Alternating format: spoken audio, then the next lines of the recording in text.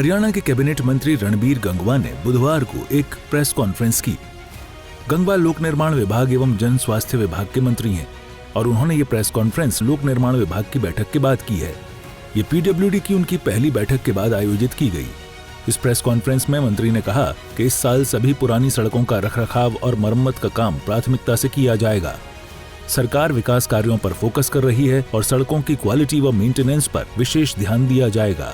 PWD की हमारी पहली मीटिंग थी, जिसमें जैसे आपको पता ही है कि हमारी जो पीडब्ल्यूडी जिसका रखरखाव करता है वो 30,403 किलोमीटर सड़क है, जिसमें से 314 एनएच की है। उसका रखरखाव भी पीडब्ल्यूडी विभाग करता है, यानी 30,717 किलोमीटर का।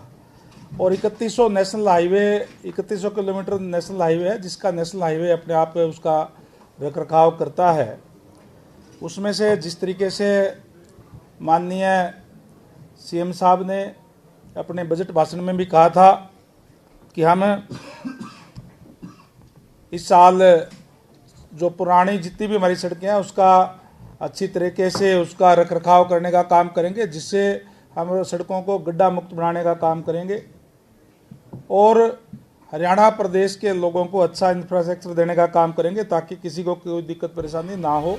इसके साथ ही उन्होंने परियोजनाओं में देरी करने वाली एजेंसियों के खिलाफ सख्त कार्रवाई के संकेत दिए। उन्होंने गुरुग्राम थानेसर की एक एजेंसी का जिक्र करते हुए कहा कि वहां पर एक कंपनी को लेट लतीफी के कारण ब्लैकलिस्ट करने के निर्देश जारी किए गए हैं।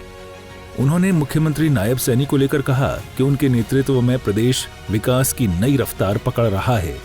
मंत्री ने विपक्ष पर निशाना साधते हुए कहा कि सरकार जनता के हित में काम कर रही है, जबकि विपक्ष केवल राजनीति कर रहा है। हमने उन अधिकारियों को भी कहा है और उनको कहा है कि अगर कोई भी अधिकारी अगर उसमें कोताही बरतेगा तो उसको चार्जशीट किया जाएगा। इसलिए समय के ऊपर उस जो भी शिकायतें हमारी सड़क ऐप पे आती है उसको समयबद्ध तरीके से उसको कंप्लीट जो है वो करवाया जाए।